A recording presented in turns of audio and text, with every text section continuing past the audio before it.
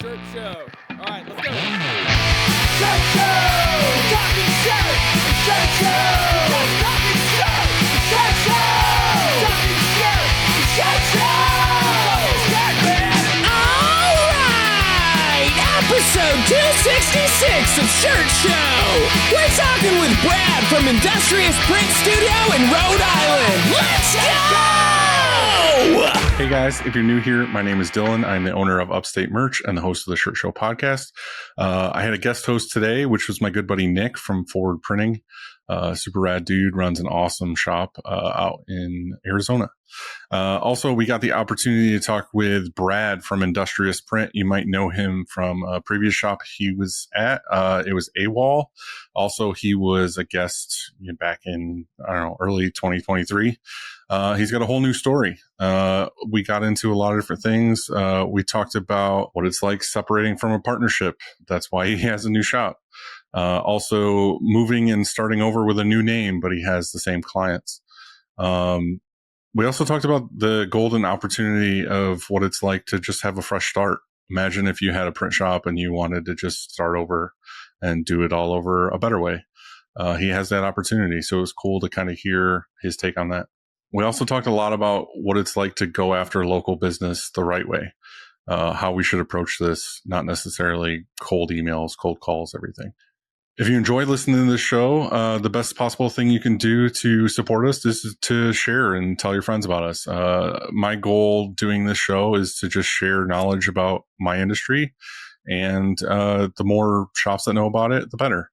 So I'll be honest with you. If you guys could, post a video or something on Instagram stories of when you're listening to the show, what you're doing, what you're printing, that would help out a lot. If you're watching this on YouTube, if you could subscribe and like it and comment, just say something about what you liked about the episode, that would be huge for me. That lets me know what you guys think.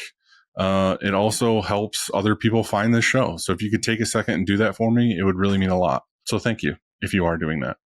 Also, if you want to hear more just from me in general, I don't know if you're a crazy person, or you just want a deep dive on what last week's episode was about, or industry news, or cool shop hacks, we have a weekly newsletter now. So if you want to go to shirtshowofficial.com/newsletter, you can sign up. I think there's also a link on our Instagram. It's pretty cool. I write one a week. It comes out. It's what I thought about the previous episode, what I learned, also what I kind of went through in the last week. And then I put up a shop hack and why it's important. And I'm trying to add other things. I'm trying to get other industry people involved. So it's going to grow and become a new thing. So if you want to sign up for that, that would be great. This show would not be possible without our amazing partners. Frank. It all starts with a screen. Whether it's new stretches or restretches, Frank and his team do it the best. To find out more, go to graphicscreenfashion.com, greatfuckingscreens.com, or FFFFFrank.com. Cleaning screens is no fun, but EasyWay makes it way more funner. Their line of eco-friendly chemicals and equipment makes reclaiming screens a whole lot easier. Right now is a great time to check them out because they have a new monthly giveaway where they were giving away your chance to win $250 in product credit. Head over to easyway.com/giveaway to enter today. EasyWay, it's the easiest way. Graphics is your source for production-ready digital art and remote art staffing. They can help any size shop from just starting out to enterprise level. Looking to add a hero to your art department? Check out graphxsource.com. SNS Activewear and Alpha Broder are integrating to become your premier partner for the apparel industry. With one website, one purchase order, and 14 distribution centers with over 100 beloved brands, you can streamline your ordering and hit free freight faster than ever. SNS has 1 to 2 days shipping with the lowest error rate in the industry. Don't forget they have combined net term limits to benefit your business like never before. Be sure to order your blanks from ssactivewear.com. Today's episode is brought to you by American Apparel, makers of the iconic 2001. Soft, fitted, and always in style, this shirt has been the go-to for brands, bands, and print shops for decades. If you want a shirt people actually want to wear, start with the 2001. For over 90 years, Stahls has been the leading choice among apparel decorators for their heat transfer materials, heat press equipment, and custom transfer services.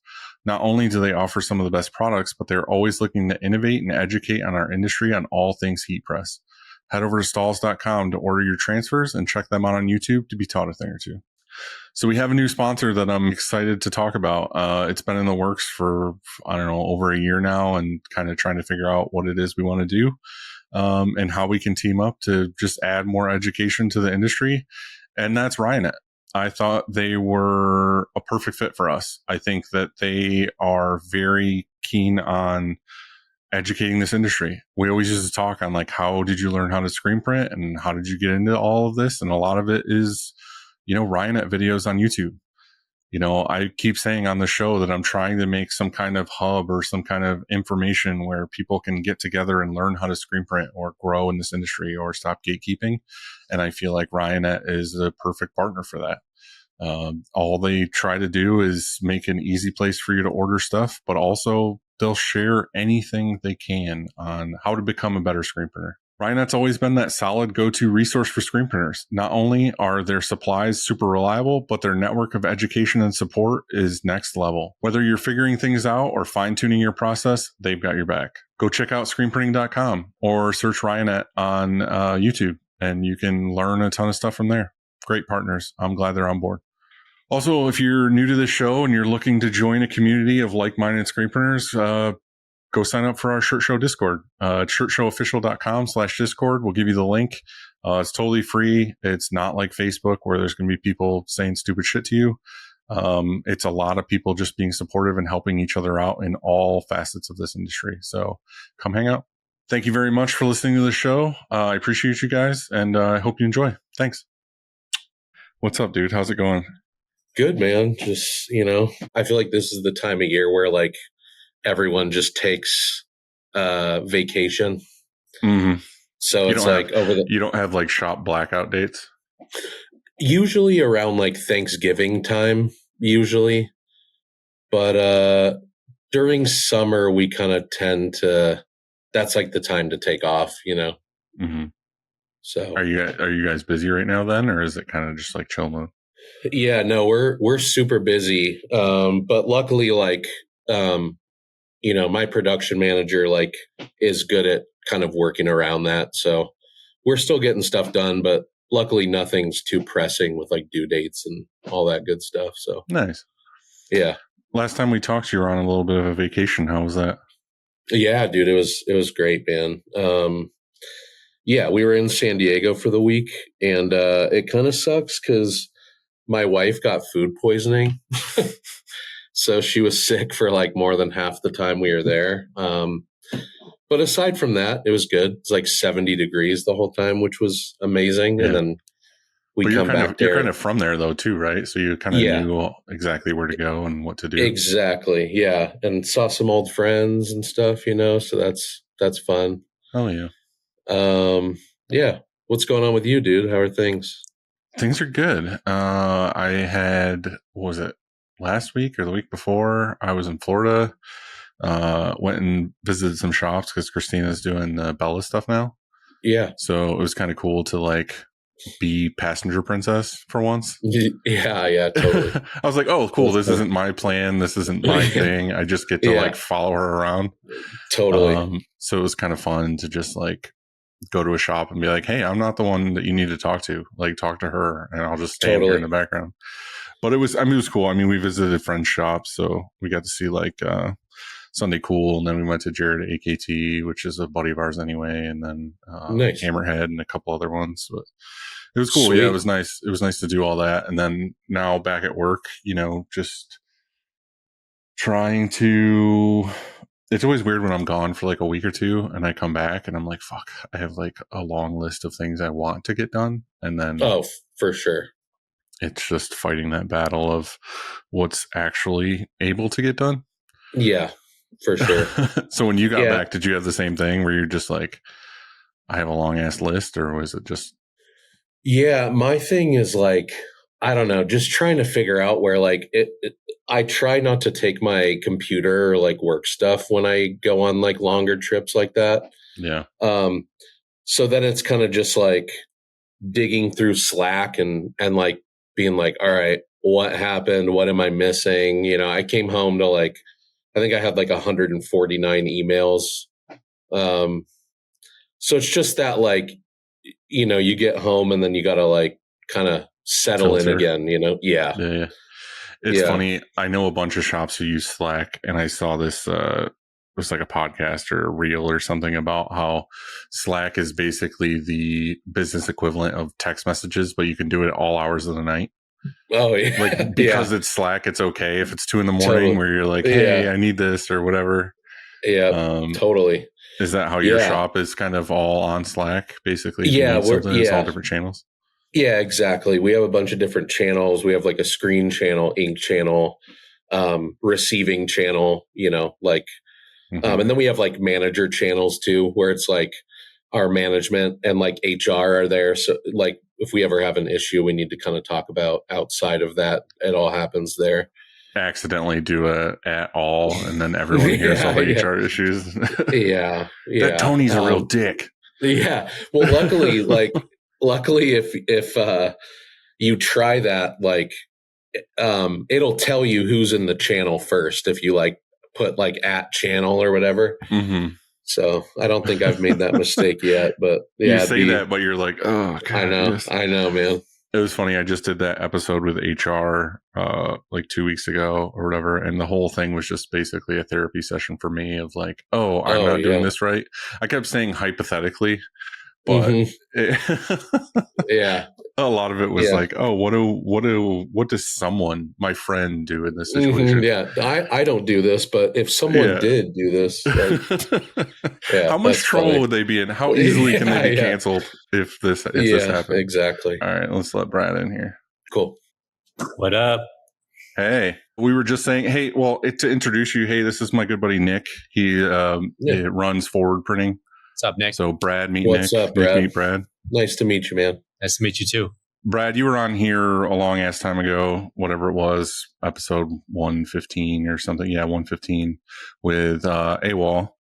And we heard your story and, became friends and saw everything you were doing. And then that was like a couple of years ago? Yeah, at least. Yeah, it was like probably 3 or 4 years ago, actually, I think. Yeah. So basically, I need a quick recap of then till now of like what's going on, what's happening. Yeah, it's been kind of a whirlwind since more recently than 3 years ago. But we spoke last. I think it was just before I was scheduled to get the auto. We purchased the Sportsman EX. It got set up 3 or 4 months after we chatted last, and stuff was great from there, and we had quite a bit of growth because of that machine. We also had we brought in a Delfit CTS, which is awesome. Things are going good. We printed for a couple bigger clients and Giant Cupcakes, and we had some jobs with Undefeated, being ran out of LA. And yeah, things are going good. Hired a few people. And how did the stuff with, once you got the auto, did you just feel like cleared to start hitting up people that you really wanted to hit up? Or was it more like it kind of came around the same time? Yeah, it kind of happened organically. Like, just like people say, once you get an auto, you just start getting those. Shit just shows jobs. up. Yeah. It's weird how that happens, but it's funny too, because the other night we were looking for a movie to watch, and I was like, can we watch Field of Dreams? Because I had never seen the whole thing. Like, obviously I know about it and I've seen clips of it, but I've never watched the whole movie. And then I had a totally different version of what I thought that movie was. Like, I thought the whole movie was going to be him like hearing voices and then builds this field and then people play baseball on it. But really it was totally different. Like, he builds the field first fucking thing, like in the first 5 minutes. And then it was like, basically my whole life I thought it was like, if you build it, they will come. But it was, if you build it, he will come. Mm-hmm. So then all these times I've been saying on the show, just that quote from the movie that I thought it was like, if you build it, they will come, thinking, like, hey, if you get an auto, then all of a sudden jobs will show up. But yeah. I mean, that is kind of how it goes. Like, once you buy that piece of equipment, all of a sudden the doors open up to all these other things. So anyway, you get the auto and then you started getting these jobs. And the funny thing is you got the opportunity to work with Johnny, which was kind of cool, because I had worked with Johnny My friend Tony at Tiny Fish worked with Johnny, and then a couple other shops I know worked with Johnny. So that was always fun. He's a great dude, super inspirational guy, has a lot of really cool designs. So we didn't need to get too much into how you got Johnny or what happened with Johnny or anything, but it's just more, I think shops like us really enjoy working with someone like Johnny because of the artwork, and it makes us feel like, oh, cool. Like he does enough of them where it's like we get that pinch and fulfillment of, I get to do cool art more often than usual. So was that the case for you? Because a lot of times I saw your posts, it was like, oh, this new cool Johnny design or this new cool whatever. So how was that dealing with him? It kind of, that's the most obvious thing, but also made us a better shop in general in terms of how we print, what we print, how we do things in terms of the workflow, because there was a sudden influx of all these jobs from him, and he would order multiple kind of restocks for a store and stuff like that all at once. And because of that, we had to become more efficient in what we do. What did you have to change? Because that's Nick's specialty. Nick's let's figure out the flows. So I kind of interested in his take on this too. So he, obviously you guys know, Dylan and obviously Tony know from personal experience, he made it, he has a tech pack, so all ready to go and whatnot. And the orders are laid out in a PDF. Not typically what we get on a day-to-day basis, but for him, it made it a lot easier to intake those orders. But I think for us, it's just like it was deciding whether or not we wanted to hold stock, and we never really held stock for people. Everything was custom. And because we were getting so many orders from him on a weekly, daily basis, that was the first time ever we were like, okay, do we keep an inventory of the blanks that he's using? Do we have the room to do that? Do we have the capacity to keep track of that? That was like kind of the biggest challenge for us, is like the space, as most people are challenged with in our industry, but just having the manpower or the people power to keep track of the stock at all times, and what we're sending out, what we're bringing in, and because there were a lot of rush orders in between too. Nick, you have some stuff like that with your like parent company, right? Do you like keep stuff or have stock for their stuff, or is it just case by case? Yeah, luckily we don't have to do that. I feel like they're usually ahead of it enough that like it gives us time that when they place an order, we'll just order everything from our wholesale. But that sounds terrifying, having to like hold stock of stuff, especially because, I mean, the what if, you know what I mean? And I assume that like cash flow gets weird too if you're like fronting all these garments and sitting on them for, I don't know, even a couple weeks, it sounds scary. Yeah, that was the scary part about it. But in reality, well, at the time you're thinking, oh, it's Johnny Cupcakes, let's go ahead and do whatever they want. Totally. Oh yeah, for sure.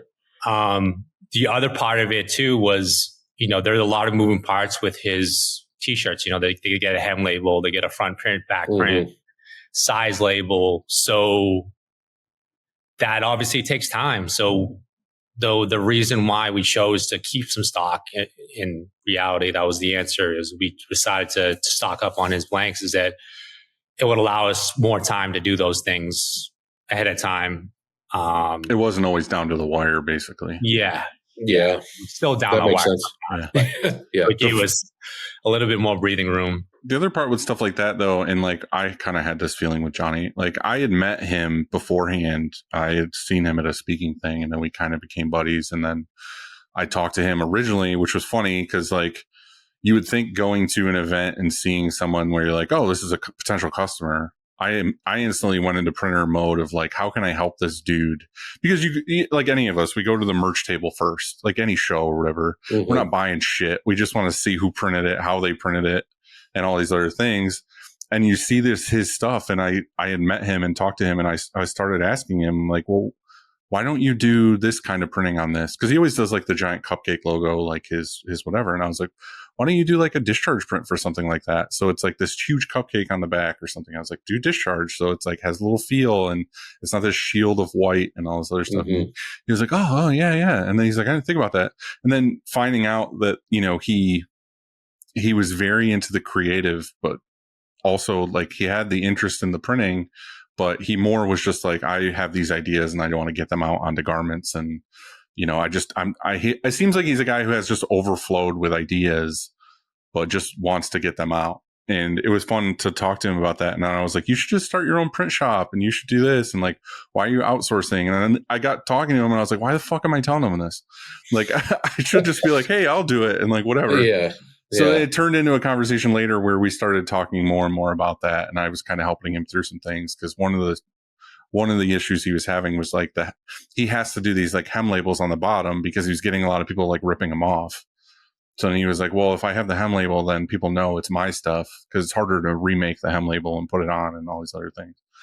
And I don't know. So anyway, we went through that whole process, but I've dealt with people like him before with other companies where they're already an established thing and I'm already a fan of, which is hard for us as printers to get something like that in because we're instantly intimidated. You know what I mean? We're like, you're like, oh, this is Johnny Cupcakes. This is a brand I grew up with. I know who this is. I know these prints. You instantly feel this thing. Like I'm sure Brad, you did too, where it's like, I have to fucking knock these out of the park, like right off the bat. I can't do this whole like, well, what about this? Or, oh, this is 6 colors. Could we do it at 5? You're like, nope, I'm going to find out a way to do it at 6. I'm going to find out a way to get these out on time. Like no hiccups. But really in the background, you're like, fuck. Like you're on fire of like, I got to figure out all these systems and processes that I don't normally do to get this to work for this customer because this is somebody I really want to like make happy. So is that where you're saying like you fought this thing of like, I got to get these done and do these right for him, but it also elevated your shop to now I'm prepared for the next guy who comes in that's like this. That 100%. Yeah. It gave us a confidence level too that we, you know, no matter how many cool prints you do, something comes along and you're like, how the hell am I going to do this sometimes?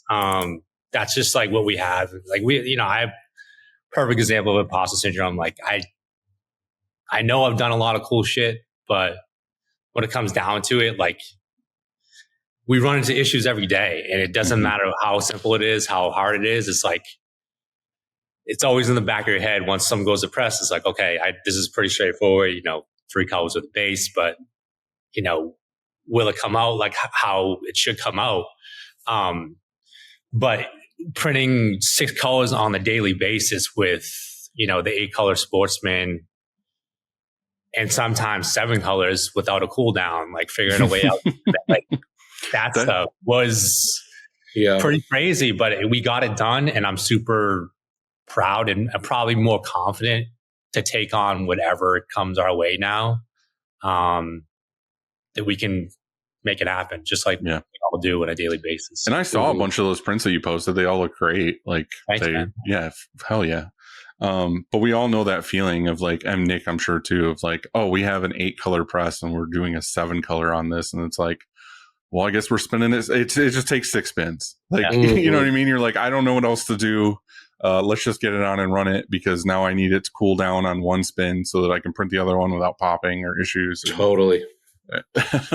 For sure. Well, and that's the type of stuff that I feel like really makes you a better printer too, is all that like the print engineering side of it. Like, what can I step on? You know what I mean? What can I print wet on wet? Like, can I get this down to like 2 spins instead of 3 or however that's the type of stuff that I feel like is exciting.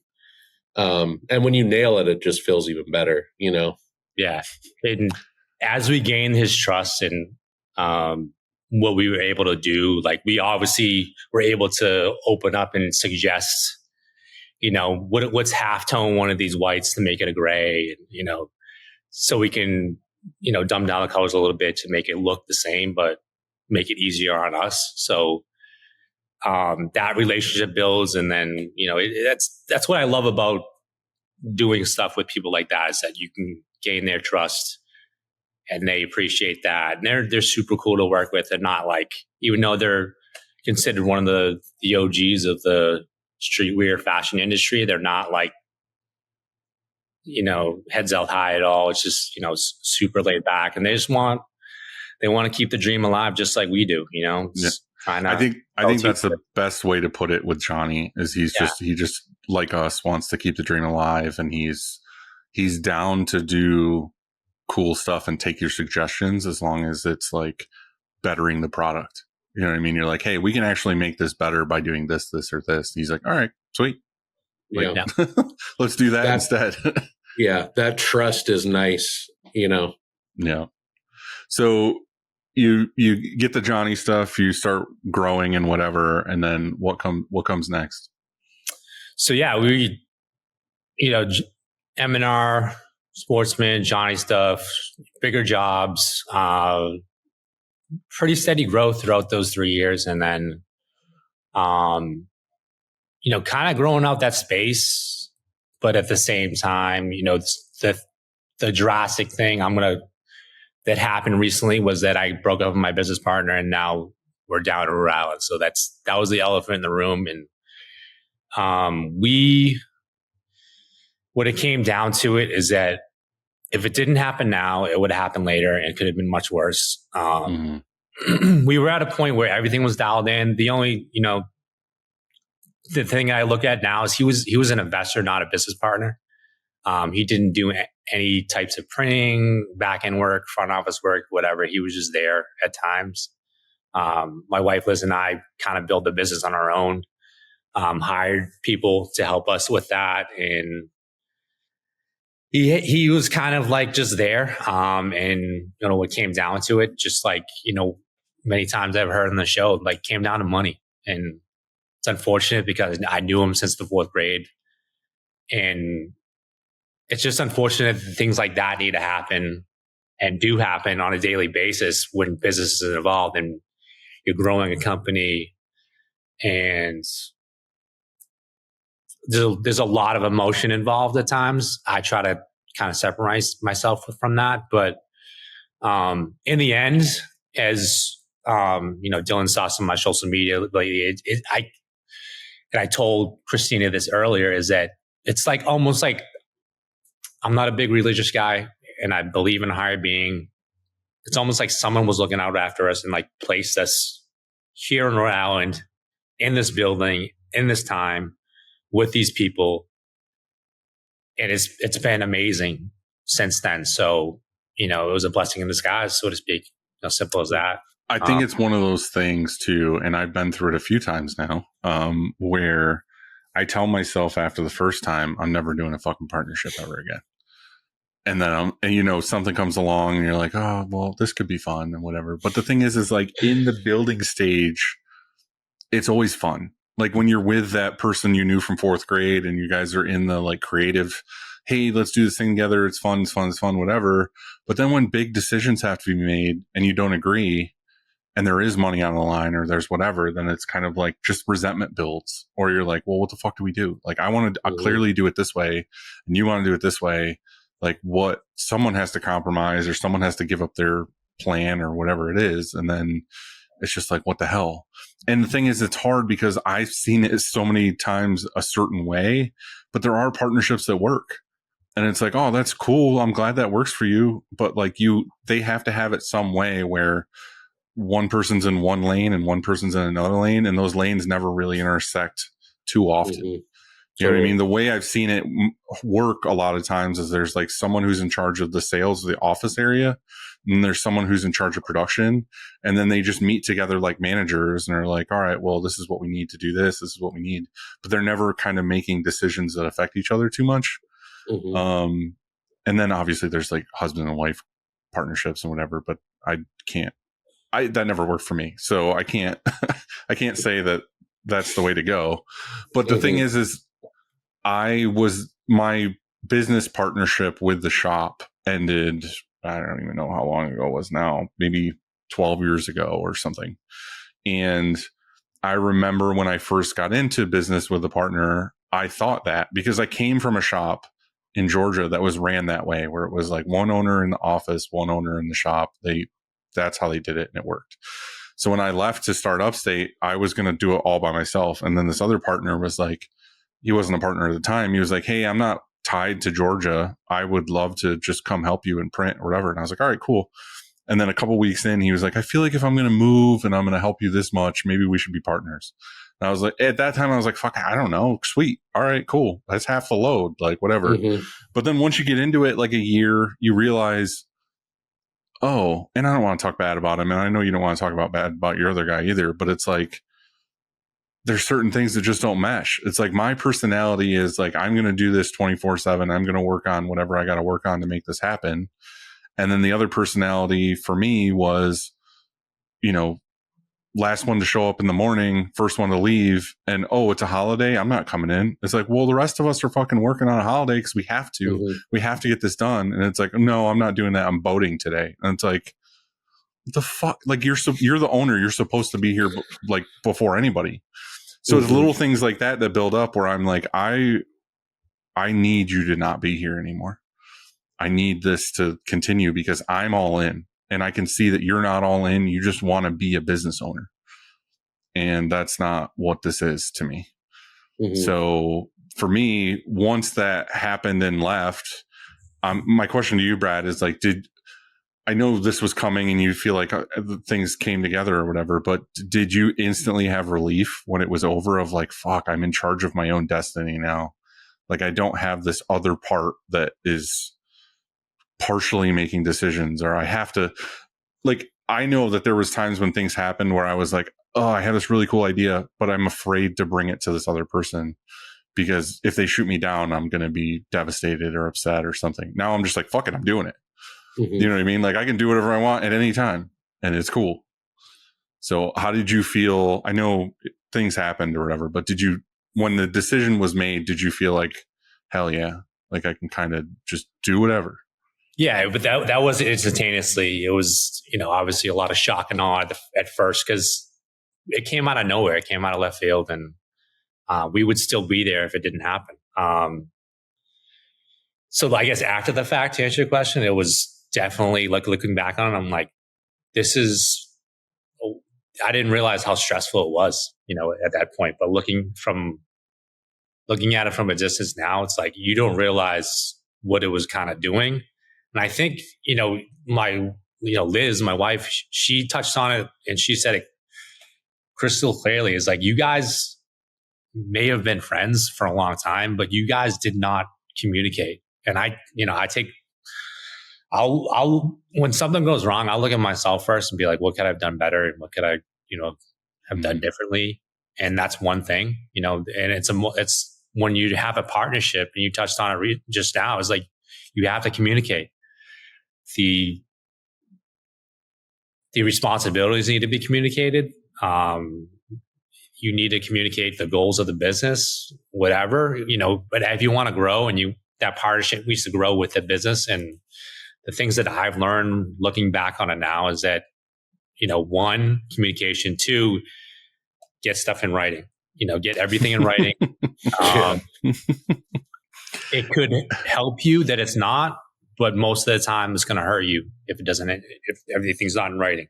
The funny thing about the getting things in writing is it's like a parent speech almost. Like I notice these things now as I'm older that I'm learning these hard lessons, is like, it's shit that our parents told us, like, first thing, like, oh, don't do this because this is going to screw you up later. We never as human beings accept it. We're like, no, they don't know what they're talking about. That was only happened to them. It's the same thing. Like, we could tell all the listeners of the show who are younger shops or something of like, get it in writing, have HR, do this. And they're like, oh, okay, yeah, cool. Like, I'll eventually do it. And then they get fucked like every time. And they're like, oh yeah, I remember when Brad and Dylan and Nick were talking about how we need to get shit in writing. And I just feel like everyone learns the hard way with that stuff. Like, it's never, oh, I'm perfectly prepared at all times. It just doesn't happen. Mm-hmm. So did you guys have any plan for anything, any partnership dissolution agreement, anything? Or was it just like nothing in writing? So nothing, it was like a handshake deal. So, it was a former friend, just like, okay, let's start this business. Let's grow it. things got serious. We split up. It was about money. He thought I owed him money. He was taking a paycheck just like everyone else for doing, not doing any work.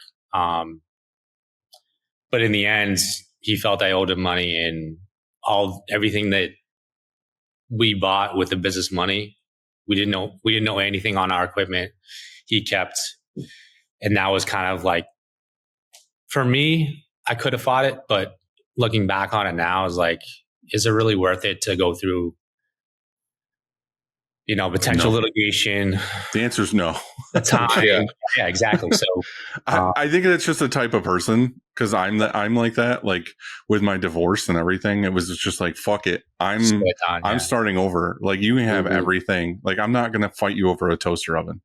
Like, I'm just going to be like, hey, I will just buy all new shit. And when I moved into my apartment, it was like 2 weeks before, I went on Amazon and literally bought everything a home needs, where it was like forks, knives, mattress, bed, like all these things. And I was like, brand new shit showed up in a box. And I was like, all right, cool. I'm starting over, which you kind of touched on it a little bit. And I know, just because Christina gave me notes when she talked to you, is like, so your split agreement was that you were just like, I'm just going to give you all the equipment and then I can just go. Right. Yeah, like there was you don't owe anything. Nobody's whatever. We split the bank account, what was in the bank account, we split, and then he took all the equipment. And that was it. And, I took 48 hours to like, be like, what just happened? And then I looked at Liz. I was like, let's fucking go.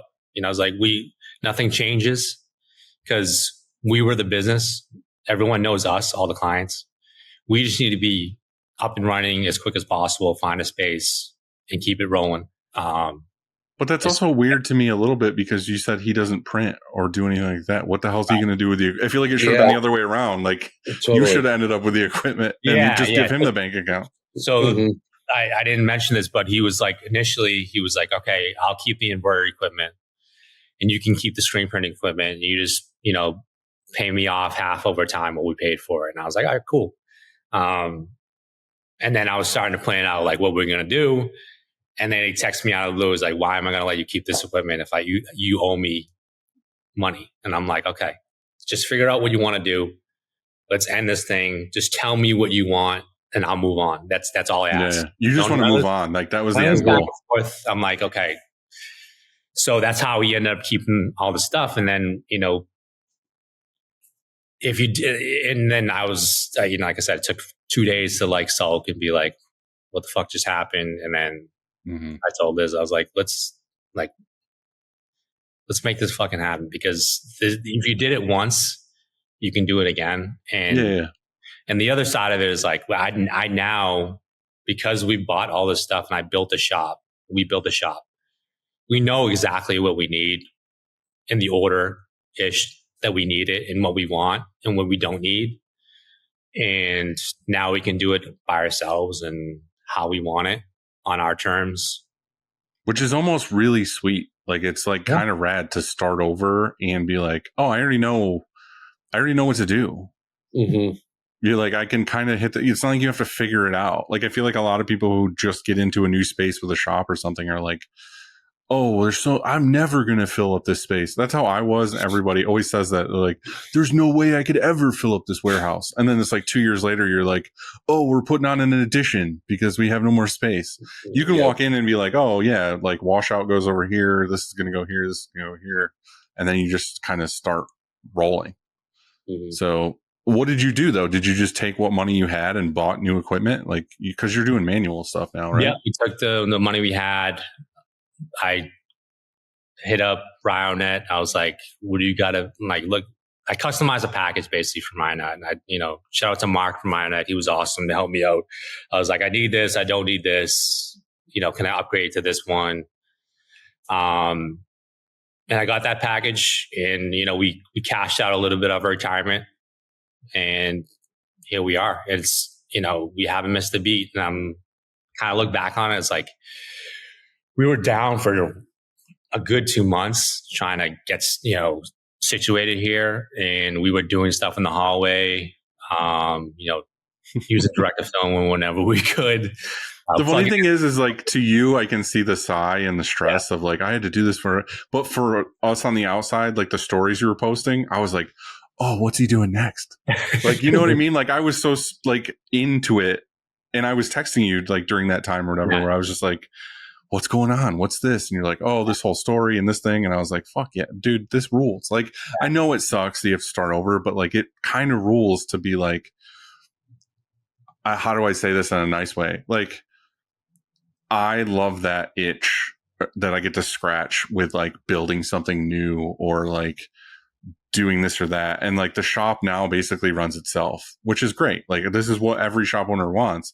But I'm also now I don't have that like early days struggle or like, let's figure this out or this thing or this thing. It's just big problems of like, you know, oh, you're dealing with HR or you're dealing with like, I don't know, capital in some way or something. It's like, no, I want to go build a room because this thing needs it. You know what I mean? Or like, oh, let's troubleshoot and figure out how to put this press over here. Like, I don't have that. And that stuff rules. Like when I saw you in the hallway and stuff, I was like, oh, he's figuring out how to make stuff work here, but then he's eventually going to move it over here. And like, it's exciting. It was wild. And, I think being a business owner and being in the industry that we're in, it kind of it adjusts your mindset to be like, you can make anything work. If you really love something and you're really passionate about it, you'll do anything you can to keep it going, to make a living off of it. And that's what we did. I think everything that I went through at the old shop and, you know, even minus the stuff with the partnership, like just the trial and error, going through the same shit that everyone else goes through with screen printing and whatnot, that prepares you for moments like this, that you can battle through, you know, lock in and be like, nothing's going to really stop me. I'm just going to make it happen. I don't care how long it takes. I don't care how much time, how much physical energy, how much is going to suck. I'm going to do it, you know? Like you're not worried about your own time and your own drive because you know what's possible. Yeah. Yeah. Nick, how does all this make you feel? Because again, I keep talking to you because you're the fucking golden goose that apparently won the lottery where you can just do whatever the hell you want, but you're not the shop owner. Like, how does this make you feel where you're like, oh, I'm so glad I'm where I'm at and I can do what I'm doing? Yeah, I definitely feel lucky. But it also like, man, I don't know. It makes me excited for you, Brad. And I feel like, I mean, all the growing pain aside, like, I feel like you're kind of in an ideal situation now where like, I know a lot of people who like have owned a shop forever and either have like become unhappy with it or just like have worked themselves kind of into a hole where it's like, all right, where do we go from here? And I feel like you're kind of in an interesting position where it's like, yeah, like, fuck it. We're just going to like start over. And you can, with your prior experience, it's like do everything you kind of wish you would have done the first time. I feel like that's, it's cool. And I don't know, like hearing an owner talk about like doing anything to make it work and stuff is exciting and cool too. I know a lot of guys who are burnt out and, you know, don't want to put in that work or anything. And I feel like that's what sets both of you guys apart though, honestly. The funny thing is I didn't think about it that way real quick before you get into something else is like, you kind of did get a redo button. You know what I mean? Like there's so many shops right now that I know are going through a hard time because of the way it was like a year ago or 2 years. It slowed down, got them in a hole, and they just feel like they have to shut the doors or sell. Yeah, you kind of got this like, hey, my partner fought with me, and I get to say fuck it and start over. You know what I mean? And you get to do it completely differently. Yeah. Yep. Like you don't have to have the burden of whatever financial issues you might have had or not had. You don't have to have, well, I wish we didn't buy that piece of equipment. I wish we went with this one instead. Now you can just be like, I get a redo. Yeah. It's going to take me a while, but at least I can fully start over and do it a better way.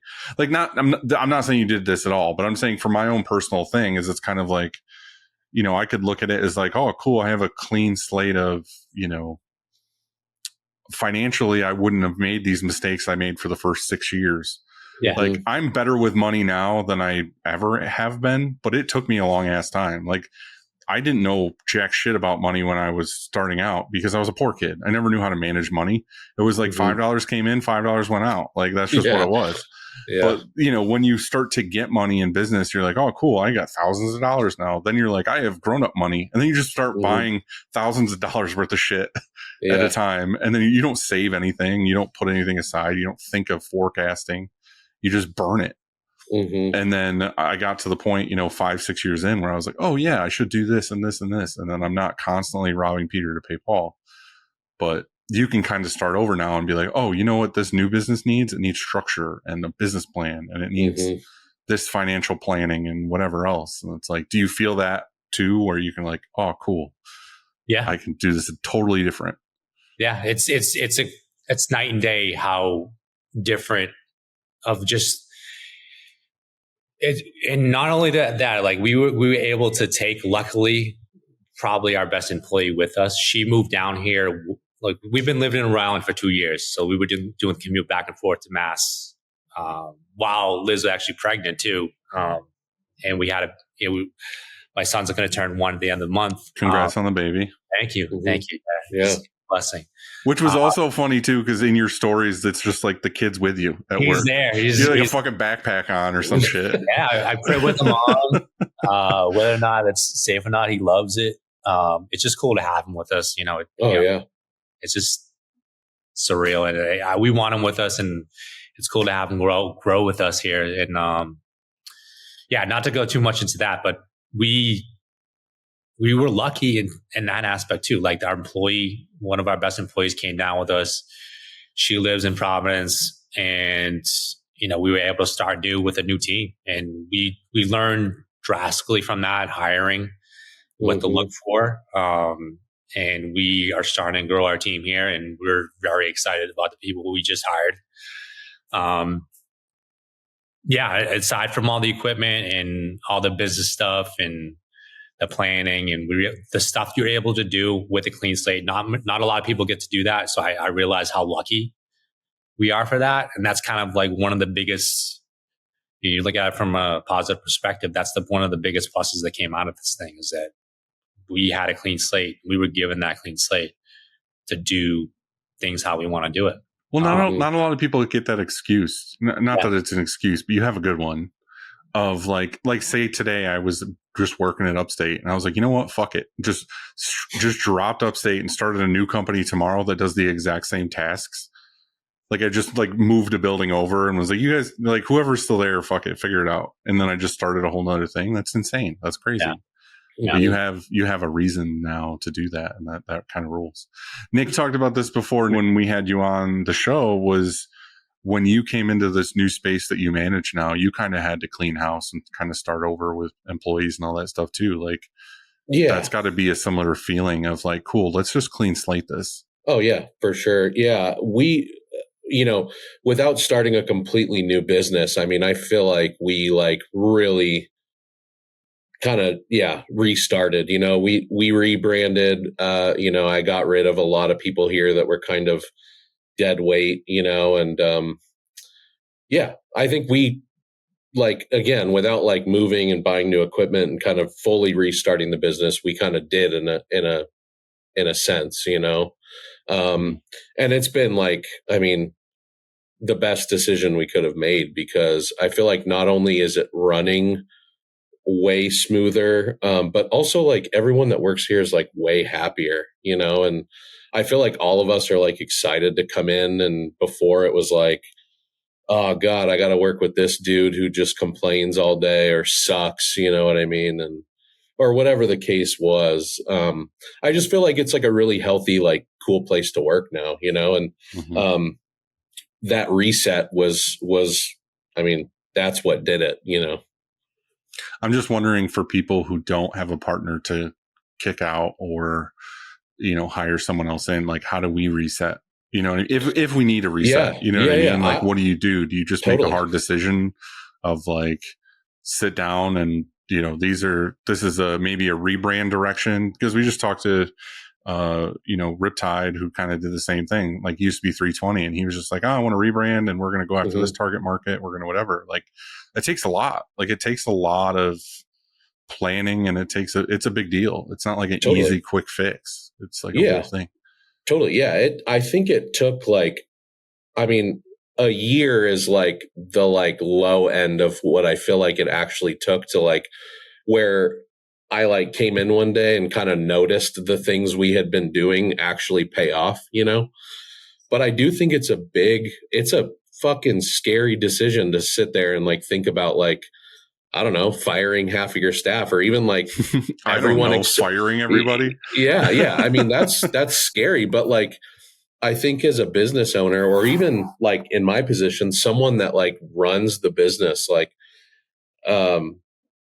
that's the type of decision you have to make sometimes to make it work, and from my point of view, I think if anyone is I don't know, thinking about making big decisions like that, I would say just fucking do it. I feel like we all know, as business owners or even shop managers or whatever, we know I feel like what we need to do to get to the next level, or the hard part is doing it, though. Yeah. And you and I, Dylan, we've talked about this. I think we've both been in a position where it's that person on your team sucks, but it's the follow through of all right, how are we going to replace them? You know what I mean? Firing just in general sucks. You know what I mean? But yeah, I don't know. I feel it's got to get to a point where it's what's better? Is it just dealing with this all day, every day, or starting over and having the ability to do it better the next time? Exactly. For sure. So Brad, how did your customer thing work? Because you're taking, I don't know if you're allowed to say that, but having customers come from that business to this business, or was that just fair game? Yeah, it was fair game, but I've mentioned before, we were the face of the company, myself and Liz. No one knew that my partner even was involved at times. Just the only reason why is that his name, the name of the company, was from his business that was separate from ours. So we started this business separately from his other business. So it shared the same name, different entity, but had the same name. And I'm not going to name that name. Right. But yeah, we were the ones that were the face of the company. We had all the interactions. So, nothing really changed from that aspect. That's one of the things that really got me excited, is that we just needed to set up here. We needed to get stuff going, get plugged in as soon as possible.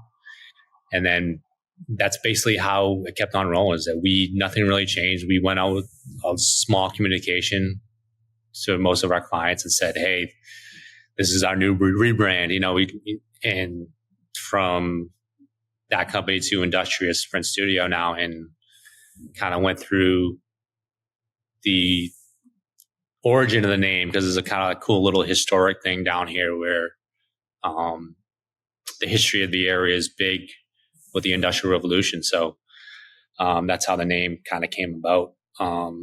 Which is always the hardest thing when you're starting a business, is coming up with a name. It's the worst thing ever. For sure.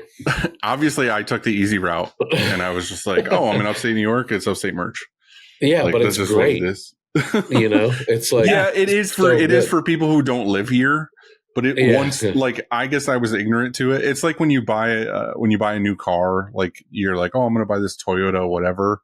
And then you start driving and you realize every third car is that same car. Oh yeah. And you're sure. Fuck, how did I not see these before? Yeah. You think you're like, I'm going to get this special one. And it's like, I know I see it everywhere.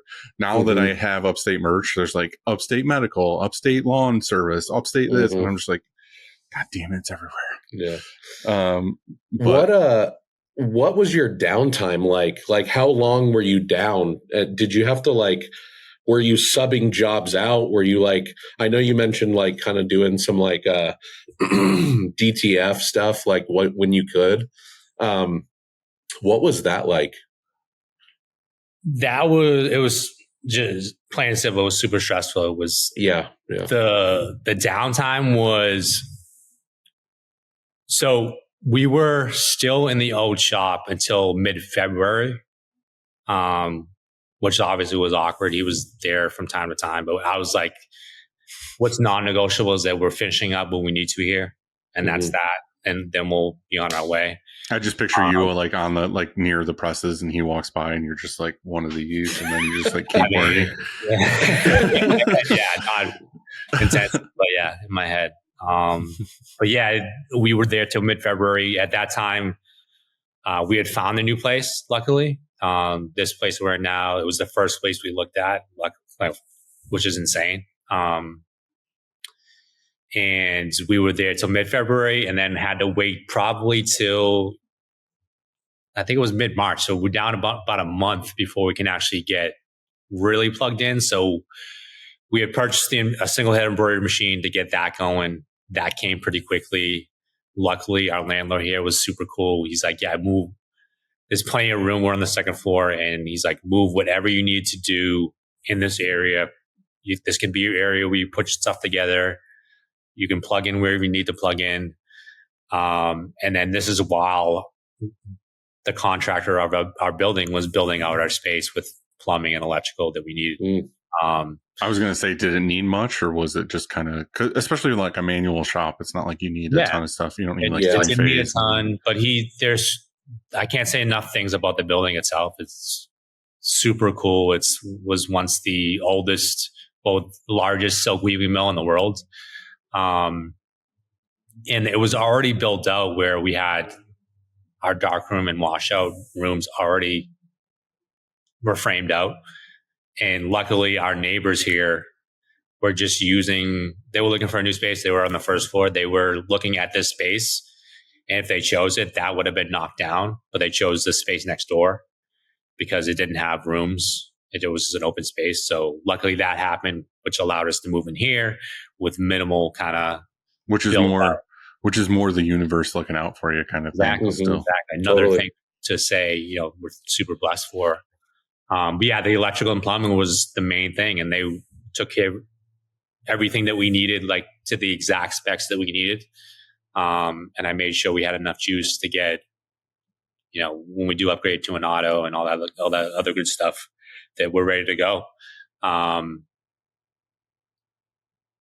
So like that was a month. Mid-March was the time when we moved in fully. And by that time we were already doing stuff in the hall, like I mentioned, and I had the press already put together, just rolled it in on a pallet, took it off. The dryer was already near hooked up because that was the first thing we brought in. And literally I was just like, let's grabbing shirts and printing right away. And here we are today. It was still slow. Like there's still some stuff that I need to move in. But luckily we've been kind of cranking ever since. And nice. How did it feel to print your first shirt in the new space? It felt great. It felt a lot different, obviously, because going from manual to auto back to manual, was another story. And I honestly will say, like, I wasn't really concerned about going back to printing manually. I know I can't do, stuff as quick as an auto, but the thing that was really like getting me worried was the film. Like, I don't like having a CTS going back to film. Yeah. Terrible. Yeah. And I was nervous about that. I was like, how is it going to work out? Do I still know how to do this? Like, yeah. I don't think it ever leaves you. I just think it's something you don't want it to come back. Yeah. For sure. But we're making it work, and I know we're almost there for, things have been going pretty well. So like we're almost there in terms of like, I've started looking at more heads for embroidery, starting looking at autos. So it's exciting because it's a real exciting time, and I can't say enough about how lucky we feel and how thankful we are to be That's awesome. in this position. So yeah. How many of your clients would you say stayed or couldn't wait or you are just like, okay, I'm glad that they're with the old company and not coming back? Like, do you feel like it was a good amount just walked over? Yeah, I feel like it was basically everybody. I honestly couldn't tell you if anyone stayed at the old space and what they're doing now with that. But I feel like everyone, well, here's the thing, and no offense to anybody that we work with, but like everyone that it reached out to us, like we kept, and anyone that didn't went their other ways, whether it was with them back there or somebody else. Right. The only thing that happened that was a little tricky, and we did our best to communicate with people like, hey, this is what's going on. We're moving. We're waiting to get into our new space. There was one person that we are no longer working with that kind of like, I don't know, they were dicks a little bit. They, to put it plainly, they were, and it's unfortunate because like we had some hoodies ready to go. And I don't know if you guys have watched my story. I've been really going heavy on hoodie season. Hoodie season never ends. You posted something the other day that was like just nothing but hoodies. Yeah, yeah. We've been doing nothing but fleece ever since we moved in here in mid-March. Like 85% of our work has been hoodies or fleece. All manually with I was just thinking, oh man. I'm okay, guys. Don't worry about it. It's also the universe challenging you more. They're like, what he needs is nothing but sponge fleece orders. Fleece. Oh God, fleece. Yeah. We lost someone because they were kind of being difficult to work with in terms of like, he texted me right when we moved in, and I communicated with him like, hey, we'll get these going as soon as we move in. We were supposed to move in beginning of March. That's when our lease started. We didn't get there till mid-March. And at that time, he was like, hey, I really can't sell hoodies now. I'm like, it's mid-March and we're in New England. Like, hoodie season doesn't last. Hoodie season lasts the whole year. And we're in the Northeast. It's hoodie season all year long. All year round. Must be nice. Yeah. They don't even make hoodies near Nick. Yeah, I know. They make sun shields. Exactly. Yeah. So he was like, yeah, I'm not going to take it. I was like, can I hold them for you for next year? He's like, no, I really don't want them. I'm like, okay. I decided, me being, I'm the same as Dylan. I'm like a pushover. So I'm like, thanks. Yeah. I know that's who I am, but I don't need to hear it out loud. I don't like confrontation. Okay? Yeah, same. I'll put that differently. I'm sorry. You're not a pushover. I consider myself a pushover. Very much. Yeah, I agree. So I was like, okay, we'll bite the bullet on that one. And then he decided to do the same thing for another job. I'm like, nah, dude. That's it. We'll go our separate ways after we finish this job for you, respectfully. So that was the only thing that really happened that was negative. Knock on wood. You better knock on some wood right now. I don't know where you are. I know. I have a wooden table right in front of me. Now, here's the thing, too. I'm like, in the world that we're in, in the industry that we're in, that we deal with stuff that goes wrong every day, sometimes it'll be little or small. Like, you almost like, it's hard not to hope for the worst. I don't want to say that we do that, but the other side of it is like, I look at it as like, we're prepared for anything that comes our way. And that's also something that comes from a seasoned vet to a degree. Yeah. It's just like, that these negative things happen, which is funny that we just did the knock on wood, because I noticed this a couple days ago, but like, me and Brian and Bill have been here for forever, like the entirety of the company. And somebody was with us that said something like, oh, things are going so good lately or whatever. All three of us knocked on the wall at the same time. Like, we didn't say anything. We didn't whatever. We were just all like we're just so used to anytime anybody says anything like that, we just knock, because it's like, no, fucking jinx us. What are you saying? Yeah, you can't like mid-project, like printing on a difficult job, be like, these are going so smooth. And it's like instantly the pallets catch on fire. Like something happens. Like, don't say that shit. Like, we know it's never going to go that smoothly. Which brings me to, I guess, my next question is, we kind of touched on this a couple times, is like, what is it in your brain that you're like, I can do differently now? Like, what is it that's a thing? Like, is it equipment? Is it how you run your business? Is it how you do your outbound? Is it how you do anything? Like, what are you stoked to try a different way? Or was it like, nope, what we were doing before was great, we're just going to do that method? Yeah, it's how I think there's a lot of things, but how I run the business without having anyone else to kind of talk to about that. And not that he was really involved, but I don't think you have a choice now. You kind of have to do it that way. Yeah. Well, I mean, I have Liz too, so she's a big part of it, and she's done a lot, in terms of like HR type stuff, which is awesome, because she has a lot of experience in that with managing retail, and that's a whole other animal with managing people in retail. So I think the business itself and everything that goes with it, just being able to like use what I've gone through, not just like the bad stuff that just happened with my partner, but like, the sales we really haven't gotten into. A lot of outbound sales is mostly referrals. So like that's something that I have on my mind, but mainly it's the main challenge. And a lot of people are going through this is that I am an owner operator, like 100%. And I don't mind it, but I know in order for us to grow and get to where we want to go, that needs to happen. I need to get off press, whether that happens now with the manual or when we get an auto.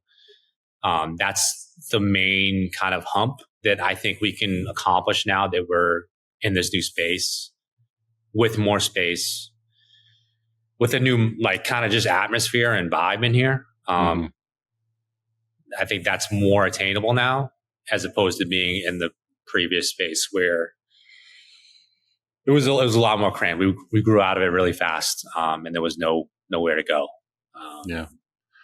It's funny. I've had a couple people reach out to me recently that, and we kind of talked about it before, where like people are getting burnt out or they've had a rough couple of years and they're leaving or whatever. But there's this whole wave of new printers coming, which is weird to me. But we've talked about this before too, is like in the last recession of like 2008, 2009, a lot of printers that I know and I'm friends with started at the same time. We all started like 2009 and we're all like, oh yeah, we're in our 15th year, whatever. But there's this wave of print shops that are starting that are like reaching out, and they might be like, hey, can I ask you how you feel about this? Or what do you think about this? And I've had a couple phone calls with these people recently. And I had one today where, he was saying the same kind of thing, where it's like, I'm an owner operator. It's just me.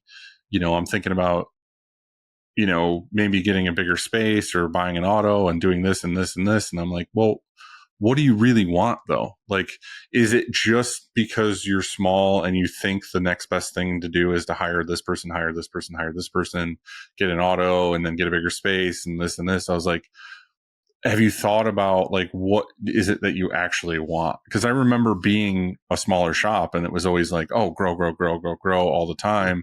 And then you finally get to this point where you're like, oh, fuck, like I have more mouths to feed. I have, multiple presses that I have to keep spinning. I have this and this and the other thing.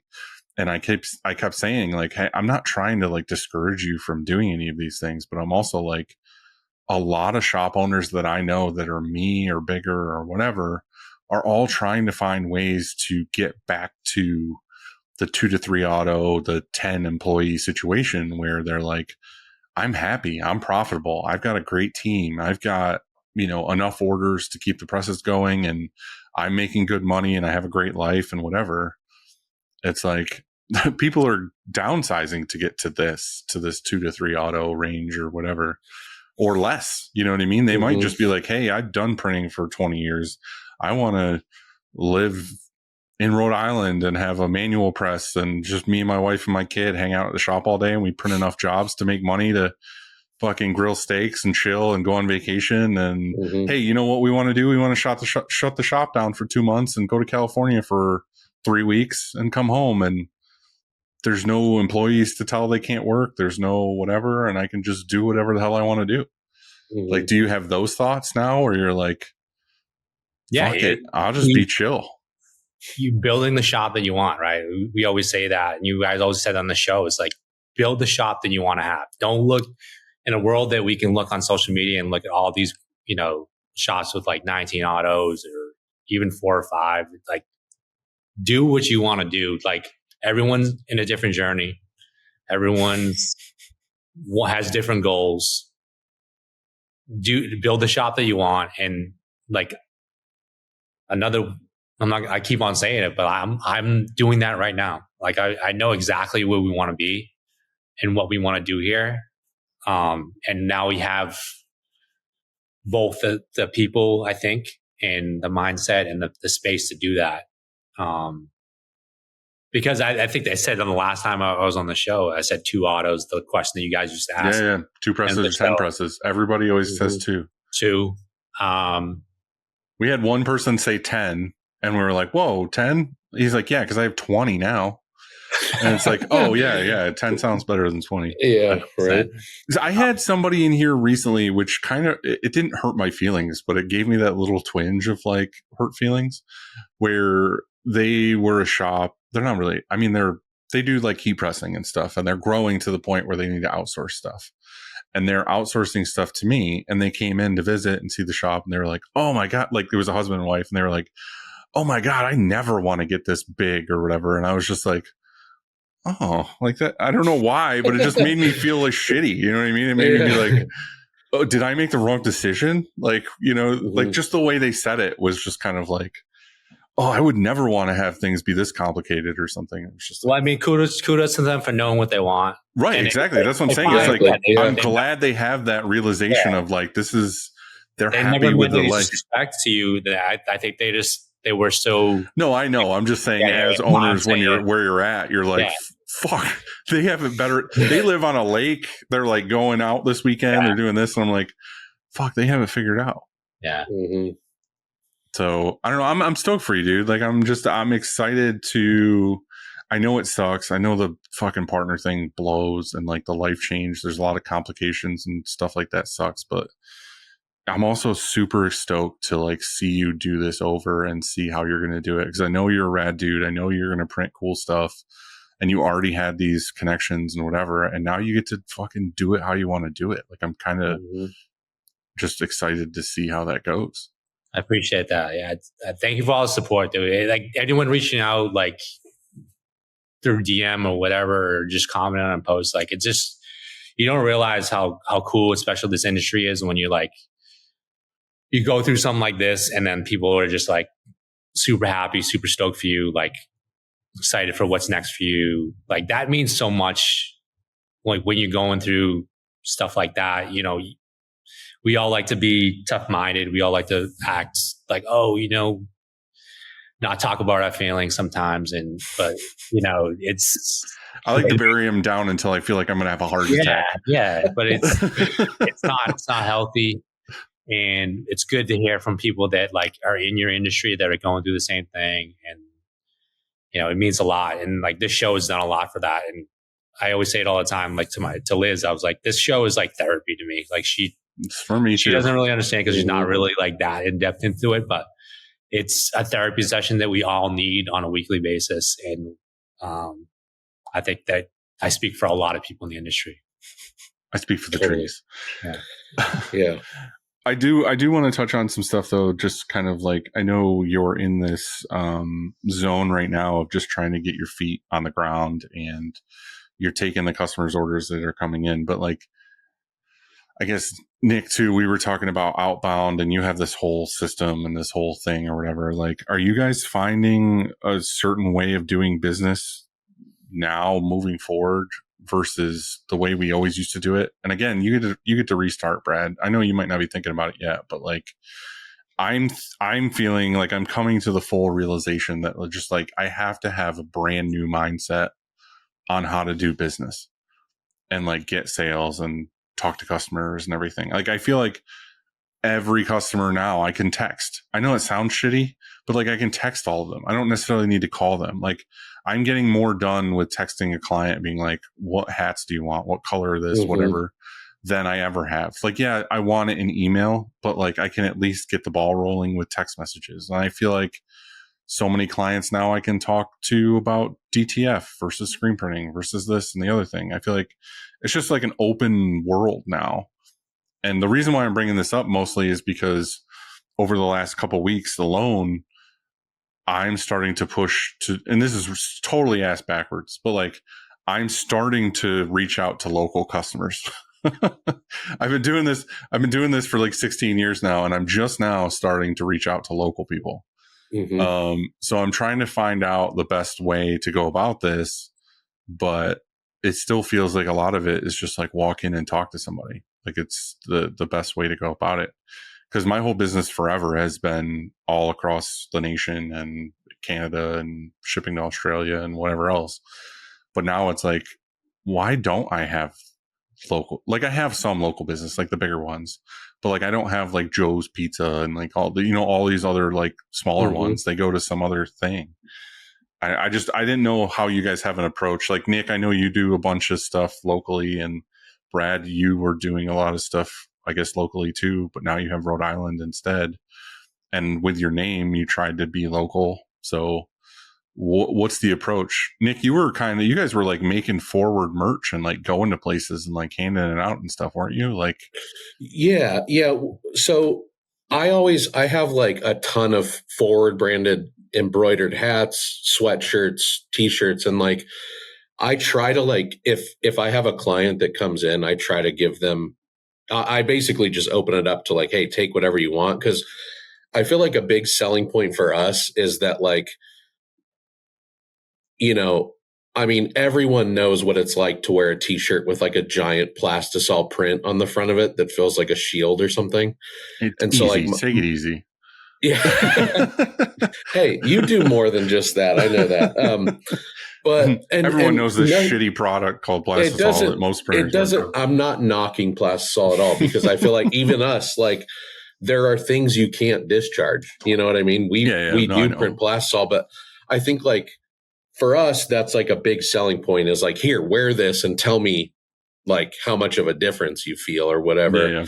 But also I think it comes down to like where you're at, because Tucson, it's so easy to walk into a place and be like, hey, is the owner here? Or, whoever orders the stuff and they're like, oh yeah, he's back there. You know what I mean? But I think like with Tucson being a smaller town, and it might be similar to you guys because you guys are on like the East Coast and like smaller areas, but I feel like that's a lot harder to do in like LA or like San Francisco or something. You know what I mean? Like, I really do feel like that works best for us here when it comes to local clients. It's just like, just going in and trying to get like that face-to-face time, Well, I kind of want to do like some fun stuff too. Like Christina had a good idea of just like some of these local businesses that have been around for forever have kind of like cool old school logos, but they're a bit outdated or something. Is it's like, what if we like help them rebrand or like made them some new stuff and just went with a tech pack and we're like, hey, dude,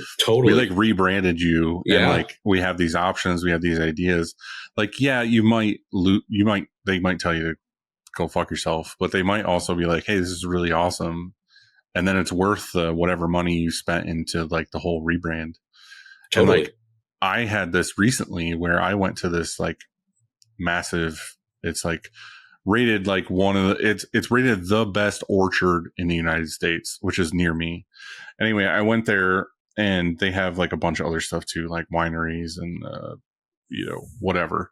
And I went there recently and I just sat down with the team there and I was like, hey, like we could do this, this, and this, and this. They were just so used to printing on like going to the shop they were going to before because they were just doing like MV Sport. Like everything was like MV Sport and it was like just basic one color logos on everything. And it was like all great stuff, but it was just very plain Jane. It wasn't like, oh, did you see this new like, Bella Canvas heavyweight or this, this crop tee or this whatever. And, oh, there's these cool new totes that our friends have from, Springs totes. And we brought all these options and they were just like, oh my God, this rules. Why can't we? I never knew this existed. Why can't we do this? And then we got talking about, for the orchard, they were thinking of like cool print designs or whatever. And it was like, I brought my UV activated shirt where I have that white New Balance that's white. And then when you go out in the sun, it gets grass stained. And then on the spot, we came up with the idea, why don't we just do a bunch of apple trees that are just green apple trees? But then when you walk out in the sun, red apples show up. We're coming out with all this cool stuff like on the spot. And they were like, fuck, like this rules, like whatever. And they just sent me all their logos and they were like, do whatever you want to do, like play around with these, like make samples, like all these other things. So now I'm going to put together this whole basically sample pack. I'm going to print actual samples of all these things and just go one day and be like, hey, here's a whole new, apparel section. Like here's tote bags and this thing and this cool new print, whatever. So like, it was really fun to do. And we were talking about how like I need an itch to scratch. And I feel like this local thing for me might be that where I get to walk into some of these places and just be like, how can I take the knowledge that I have from all these years, 20 years of doing this to make things better for you and not just basic. Or I keep telling them like, I don't want to be the shop that you just are like, hey, I need t-shirts. And I'm like, hey, I can print t-shirts. And we just do exactly what they say. And they get plastisol prints that just look like their logo on a shirt. Like a Vista print. I'm not trying to knock like Vista print. It's just, that's the way my brain works of like, I need business cards. Boom, boom, boom. It's like when they, that joke thing of like, you send a mock-up to a printer on a t-shirt and then they print the t-shirt with the print on it on the front. You know what I mean? There's no questions asked. There's no, this is what we can do better. It's just exactly what you asked for and you got it back. Totally. I just feel like so many of these customers don't know what they want. They just know I need shirts or I need hats or something. There's no like, hey, here's these 10 really rad new hats this year. Or hey, there's this new tote bag option. There's this new whatever. Like, how do you guys approach that kind of thing? Do you like giving all these people all these different options and seeing what they say or what? Yeah, I do. I feel like that's what keeps it interesting for me. You know what I mean? Is like, and I don't know. I want us to make someone cool shit. You know what I mean? And I feel like I get excited, like, I mean, especially being a printer, like it's cool to see someone get excited about a t-shirt the way we do. You know what I mean? And I just, my thing is always like, I want to make people stuff that they're going to be like proud to sell or like wear. And not that you can't be proud to wear like, your logo on like a black gilded. I'm not trying to knock the one color logo on an MV Sport. I'm just saying there's other things out there. Yeah, no, exactly. Exactly that. Like, and I think like you said, Dylan, like when you can show people that and they're like, holy shit, I didn't even know this was a thing. It's like, then I feel like I get more excited about like, what we can do for them. And it's cool too, to like help people kind of realize their potential when it comes to like merch stuff. And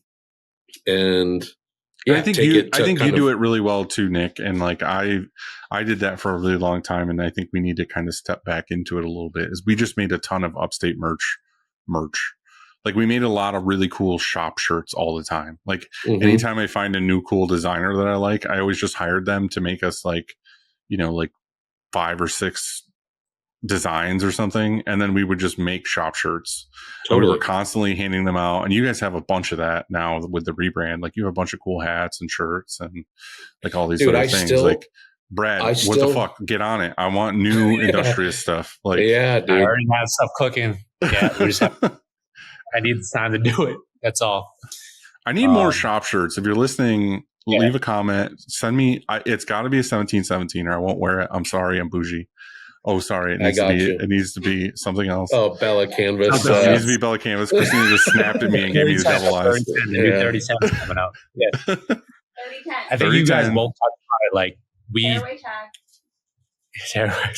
You can hear it in the background. Being less transactional, I think people appreciate that. And we do the same thing. We call ourselves a studio because we like people to come in and show them samples, show them what's possible, and bring them stuff.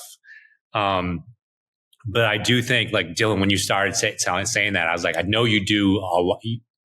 You don't do a lot of local, but I'm glad to hear you're starting to dip into that because we're trying to do the same thing here in Rhode Island, and we have like maybe 2 or 3 clients here that we had before prior to moving here. And one of them is our biggest client. Like they're viral on TikTok and Instagram. They're a coffee shop down here and they print a massive, they sell all of it.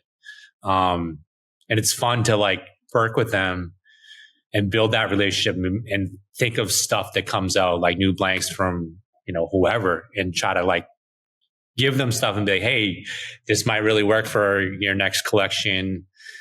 This hat's a little bit different. Have you thought about like, a shoulder bag that people aren't really doing that much instead of doing a backpack? Like that stuff they appreciate. And I think that's what sets people apart from, like you mentioned, Dylan, the Vista prints and the rush order tees and the custom inks. Like that's all, there's a need for that stuff. But what we do is it's on a higher level in building relationship and actually growing with our customers is a cool thing. Like Totally. As they grow, we grow.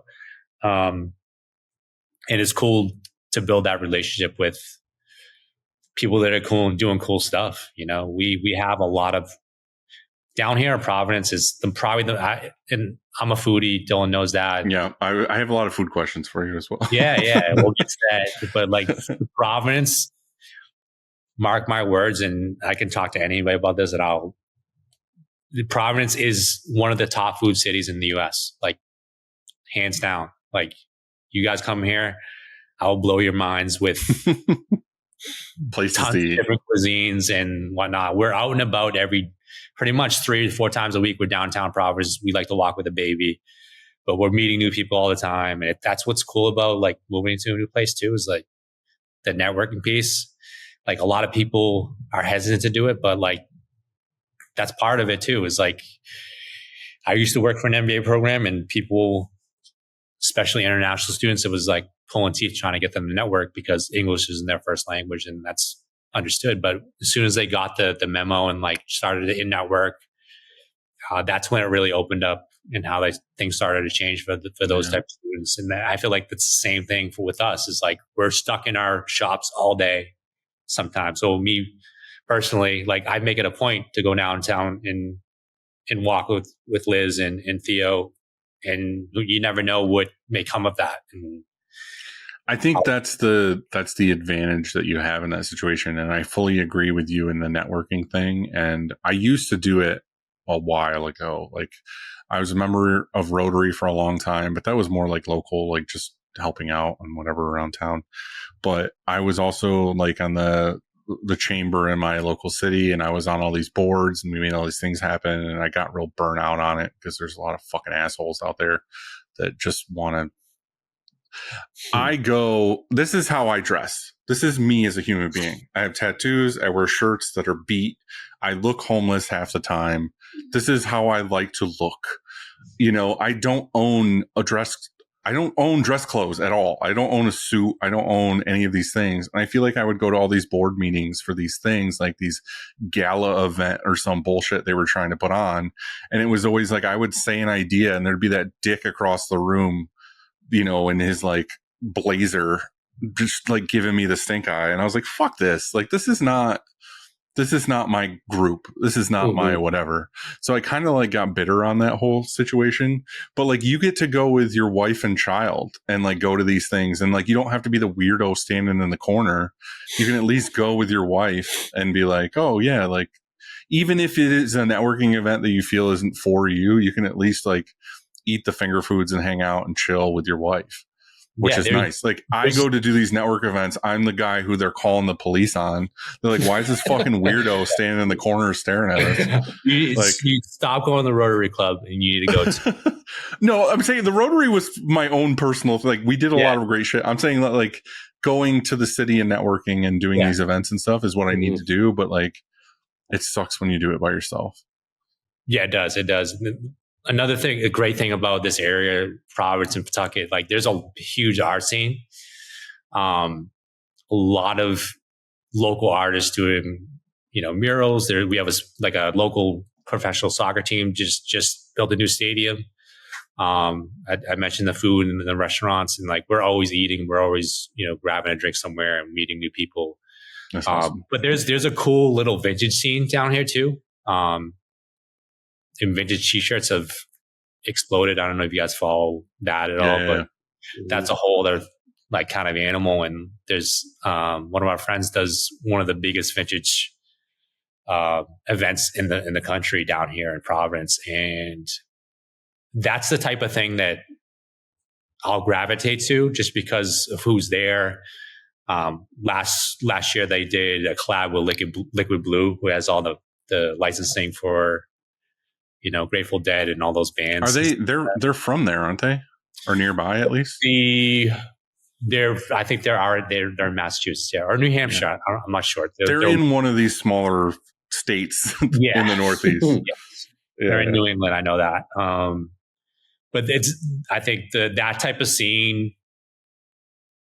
is an opportunity to meet someone that's like going to lead to something else, whether it be something big or small. It's in the advantage, and I think Nick touched on it a little bit. It depends on your area. Like we're in a small state in the U.S., and there's an advantage to that because a lot of people know that person who knows that person. So you get introduced to a lot of, you know, cool people down here, and I'm excited to take advantage of it and see what comes of it. I think the cool thing with being in the small town ish feel is they're very loyal to a degree. You know what I mean? Like I've talked about it a few times on the show, but there's a city near me that's Ithaca. It's where Cornell University is. It's like most PhDs per square mile or some shit. They are like the most, I will only shop within this like 30-mile radius kind of people I've ever met. Like I am just outside of that. I am like 20 minutes away, and they won't order from me because they're like, we only order from Ithaca. And it's like, I want so badly to start a satellite location there just so I could get their business. But again, like that's also super rad too, because if you are in that town or in that city and I feel like any print shop can survive off of their city alone if they just are that place to go to in that city. You know what I mean? Like if you make Industrious the place to go in Rhode Island, you could just do Rhode Island for forever. Yeah. It's like my buddy Tony in Tiny Fish, like he destroys in Rochester. And it's like, he's the guy to go to in Rochester. And like, he's a great shop, big shop, can handle whatever. And it's like, he's just the guy that's known for, I mean, does anything anywhere, but like he wants to be the guy that you go to in that giant city. And it's like, that's kind of the tinge I get in me is like, I'm a big shop just outside of 4 cities around me. And like, I don't think anybody in like, there obviously some people in those cities know who I am, but like, why am I not the go-to guy for these cities? And that might just sound arrogant and whatever, but it's like, part of me is like, why? Like, but the truth of it is I don't do those things. I don't do the networking locally anymore. I don't walk into every place, or I don't go to the First Friday events or anything like that. And I feel like if I did those things, I would want them also for my soul to be genuine. Like I want to go to a First Friday event because I want to go to a First Friday event and make friends. I don't want to go down there all like strutting with business cards being like, hey, I'm Dylan, I have a business in town. And then as soon as I'm done talking to people, I get the fuck out of there and go home. Like if I'm going downtown to do that kind of thing, I want to do it because I want to do it. Totally. And I think that's the part of me that's struggling now is it's like, I'm trying to run a business and I have a podcast and I have another project and I have this thing. And it's like, when do I have time to go down and be Mr. Networking? But that's the right idea to go into it, try to make friends as opposed to actually like handing out your business card. Like, there needs to be like that personable side. And I think it's just, if the conversation leads to that, like that's part of networking is learning how to like lead those conversations to that point where, oh, hey, you know, this is what I do. This is my business card. You know what I mean? As opposed to like going up and, you know, leading with that. Be like, hey, you need shirts? You need shirts? Hey, do you need shirts? You guys got any of those shirts? It's like a hot dog. Yeah.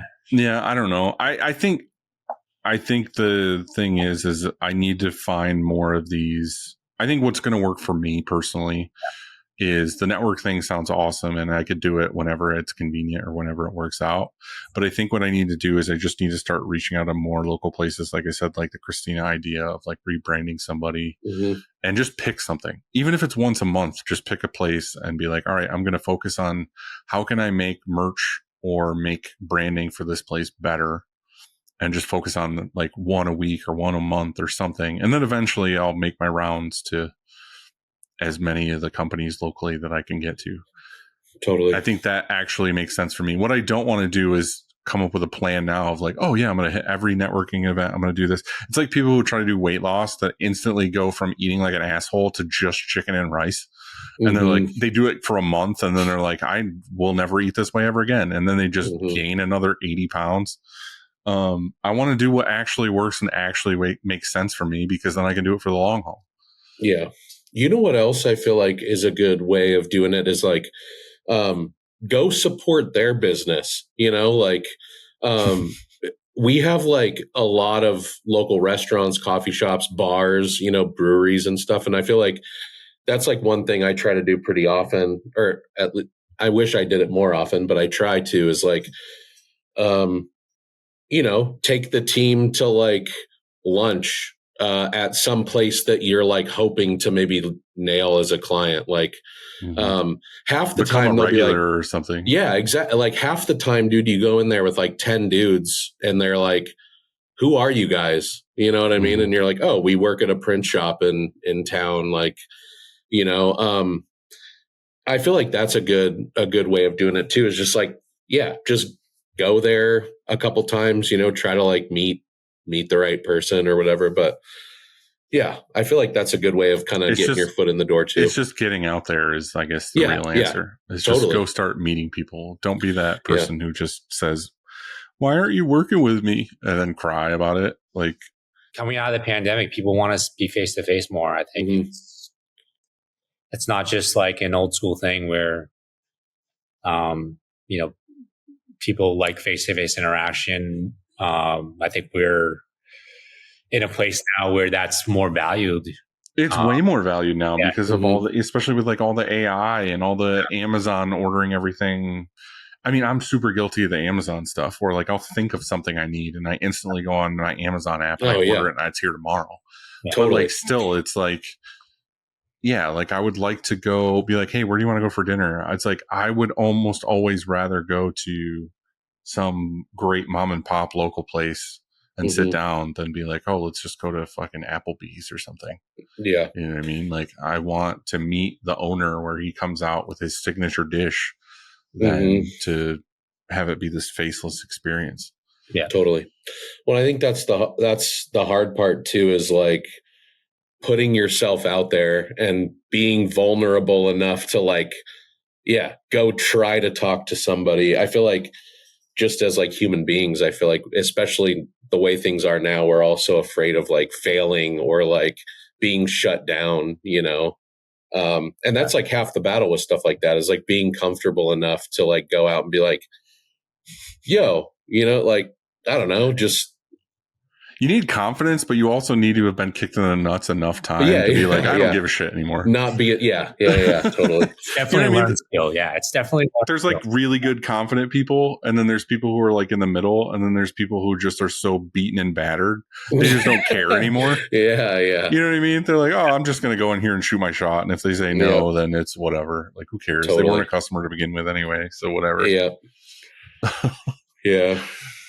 So what's your next thing, Brad? What's the next thing on the checklist of your business? Next thing would be, so we moved into where I'm in now. We're around 21-ish 100 square feet. We already expanded across the hall to another 1,000 square feet.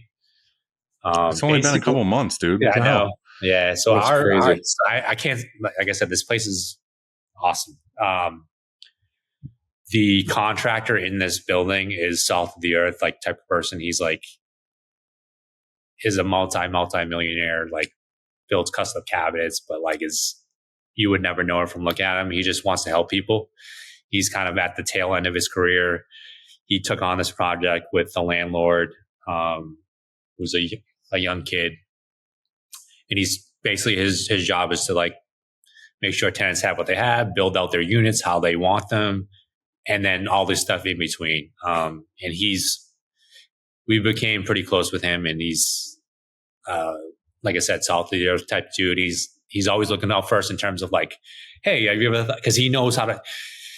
He's a person that knows how to run a business. He has a shop back in Rochester. He has this shop down here in Pawtucket, and he's good at logistics. And he gravitated to us because we're big foodies. He used to own a restaurant and loves food too. And one of those guys that just brings you salted meats out of nowhere. You're like, what the hell? It's probably braised lamb shank. See, I knew it. I knew before he even got there. He's just fucking bringing meats with braised in sumac, and it was unbelievable. So yeah, it's a special place down here, and we're very happy, to say the least. But anyways, he's looking out for us, and we're considering moving downstairs in the first floor near the loading dock to another bigger space, and they're allowing us to do this while we still are paying them for the build out in this space and the other space.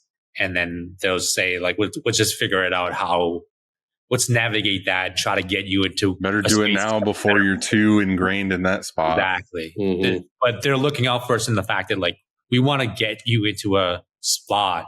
They want you to get a forever home. Yeah, exactly. What's going to best suit you for you to be successful. And although we can make this work with the 2 rooms because they're literally directly across from each other, it's not ideal. But this new space downstairs is just a big square open space with already a dark room and washout built out. So, and 2 offices. So it doesn't take much for us printers to be happy. Just a giant open square and a room that can get wet. Yeah, that's all we need. Yeah. So that's the next big project, is figuring out if that's going to work for us, if we can afford it. And then, we've hired 2 great new people here, and getting them trained up, getting them on board with what we're about and what our goals are. And we want to be... And get everything in writing. Everything in writing. Yeah. Communicate and everything in writing. And I'm looking forward to becoming part of this community. Like, hell yeah. And just meeting new people, continuing to be out and about, work with local schools and try to be an educational spot for screen printing. And we did that back in Waltham with a school in Dorchester called the Epiphany School. And we brought in these are kids that are from underprivileged family situations that are given a scholarship through sponsors, which is unbelievable. And it's an art-focused school. So I'm looking for that partnership down here where we can bring them in. And whether or not they want to screen print for a living or do what we do, it's just showing them what's possible. And like, hey, you could start your own thing. You can do what I did, just from a basement or a garage. And it's such a blessing of our industry of a low barrier of entry where you can give someone like, I'm going to teach you a skill. And you could literally start this business tomorrow if you were motivated enough. Like giving them an option. And again, like that's what I was. I was just a poor kid that got into this. Like I was like, oh, I can start a business. And you just fucking do it and you do it and you do it. And then you eventually get to a spot where it's pretty good. Yeah. So that's awesome. Yeah. Well, Brad, I want to ask you if you have any shop hacks from all of this that's happened. Do you have anything to add? I know we asked you forever ago, but do you have anything new? I guess other than getting stuff in writing, I think partnerships can work, and I think they, although most of them will eventually end, they don't need to all end badly. And I think that's the most important thing I learned. And I don't know if it's a shop hack or not, but the shop hack is get it in writing. Yeah, getting it in writing. The saying that always sticks with me too is like, not to give up on like working with people is like, if you want to go fast, do it by yourself. But if you want to go far, you do it together. And I think that holds true for a lot of the stuff that we do, like whether we collaborate or if it's with a partnership or a long-term thing. I think that still holds true. And but shop hacks, I don't think trying to think if there's I anything. think that was good. I think that was a good enough thing to pass on to people, and that's great. Next one, greatest shop fail. Shop fail. It's got to be a misprint. We were printing for a BU fraternity for their Marathon Money merch, and I mean, I'll take full responsibility, but it wasn't. You have to when it's just you. They Mm-hmm. they sent us a mock-up, but it wasn't like they were trying to go for this kind of inspiration, but they didn't send the actual artwork that they actually wanted. So it was kind of like a mock-up, but here's the logo. And I was just doing stuff really quick, and I took like the actual artwork that existed that was kind of like a race car theme thing, and didn't switch their name into. So it ended up working out. We heat pressed over. Thank God for DTF, and we just heat pressed right over it. They were happy, but I don't know if this is a shop hack, but this just reminded me. I saw some guy on TikTok or something, and again, I've been doing this forever, and we get this like misprint. Say it was like block text across the front, and it had something else. Like I saw this guy the other day. I think I know what you're talking about. Yeah, where he put it on the pallet, but he burned a screen of the block text that was just a clean screen. And he loaded the shirt, pulled it down, lined it up on the clean screen, and then spun to the next one, which was the one with the ink in it. Because I think my brain has always been, well, we can't reline that up because you're never going to be able to see it through the, not that I would ever do that now. Yeah. I'm saying if I'm a small manual shop and something's messed up, like I could potentially like print over it if I could line it up close enough or something. But I just thought it was a good idea because he had a clean screen. I've never thought of just like burning a clean screen, lining them up, and then like registering them basically, and then using the clean one to line it up and then spinning and printing with the screen that has all the ink in it. And I was like, that's fucking genius. That made me think of another shop fail. We had another shop fail. We actually did that. Luckily it was like, you can only do it with certain pieces of artwork, but it was like kind of like an Asian Chinese type lettering. And there was like a little asterisk on one of the pieces of lettering that for whatever reason never made the film or the screen. It's always nice when it's where it doesn't touch anything. Yeah, or if it is slightly one way or another. Right on the edge. And we did it similar to that, but we used the actual film and we put packing tape on one side so we could just wipe it off every time so we could see through it. So we can line it up close enough so we can get that little asterisk. We've done it before, but with lasers, where basically we print the shirt, we laser exactly where this artwork piece needs to get added, and then every time we load the shirt, we're just loading it to where the laser goes where it needs to go, and then we're like, okay, we can print it because the laser's aligning it. But I'm just saying, this guy was doing like a low tech, like, oh yeah, you can boom, like just do this, and I was like, why the fuck did I never think of that before?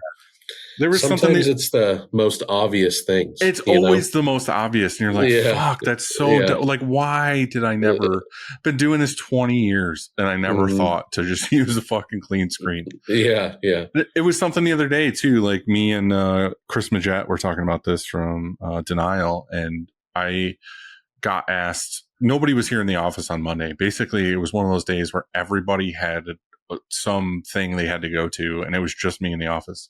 And this DTF order came, and it was just it was a big roll of stuff, like a gang sheet thing. And they needed it for the day or whatever. And I was like, well, I'll cut it. Like, no one else is here to do it. Like, I'll cut it. And we have this big, like, it's actually a chunk of bowling alley lane that we have as a table in the office.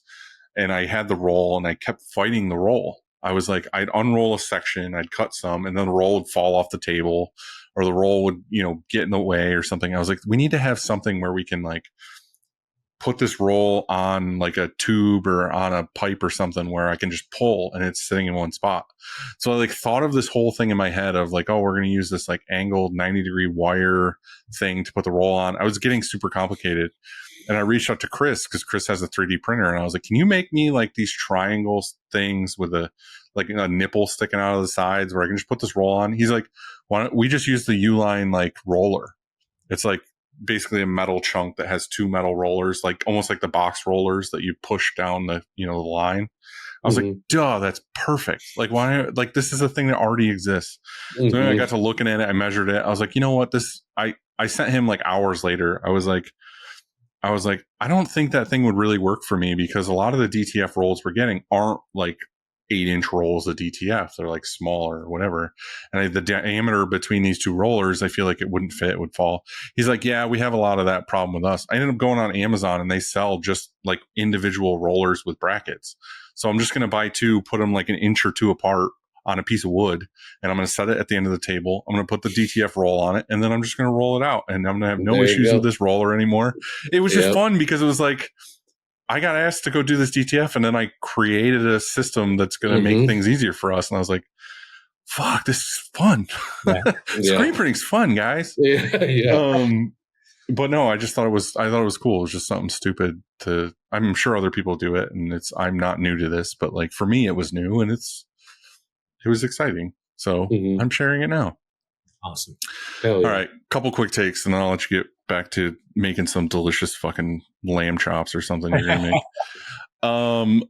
What shirt has your shop printed that you were the most proud of? It's nothing crazy. I mentioned this brand Undefeated that we printed for a few times now. They're a massive streetwear company that was started like early 2000s. And for me personally, because I'm still into that stuff and like to know what's going on, and they're considered one of the like streetwear OGs and still are kicking. And they do massive collaborations with Nike and all these big brands around the world, and they have stores all around the world. Like we printed their collaboration merch with Birmingham City Football Club. They just got promoted to, I don't know if you guys follow the English Football League. They got promoted to the Championship League. The only thing I know about soccer is the Wrexham show on FX. Yeah. So they were in the same league. They won. They finished first. Wrexham finished like second or third. They both got promoted. But they're partly owned by Tom Brady too. So they're the Tom Brady team. Yeah. They have a big partnership with that club, and we got to print the merch and ship it to the stores and overseas, and all that stuff was insane to do because it was during one of our other big jobs, and we had stuff like literally sitting on boxes all over the place. Like we were walking through aisles like this. And just try to keep track of everything. But I would say not one of those pieces, but all of them were pretty cool to do because they're such a big brand. And it's kind of that's what's really awesome about this business is sometimes we get lucky with things that we actually think are cool. You know what I mean? Like it might mean nothing to anybody else, but to us, it's like, oh my God, I never thought I would get the opportunity to talk to this person or be able to print this merch or something. It's so cool when you finally get a chance to. The owner of this brand, one of the founders, his name is James Bond. That's his real name. Obviously. Wild. Really good dude. Really good. If you could snap your fingers and change one major thing about your shop, what would it be? I would want a laser right now. Yeah. You're still fucking rocking the manual, and you're like, you know what I'm going to get? LTS.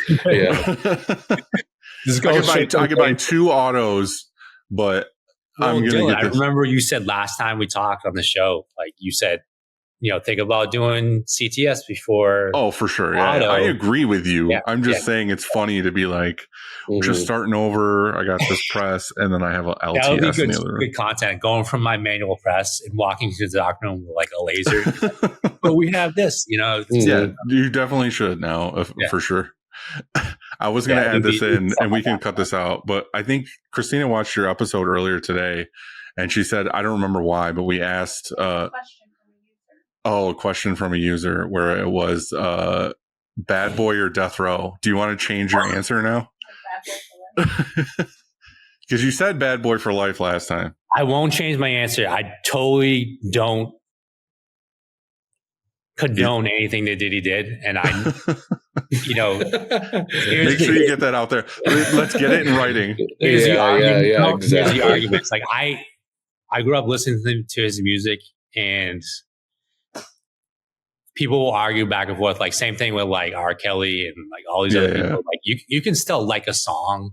Oh, I agree with that fully. There's so many bands that have been canceled. Yeah, that I'm just like I still like their music. Yeah. So I mean, You still want to say Bad Boy for life. Bad Boy minus the Diddy. So Mace is running that. Bad Boy with Mace at the top. That's it.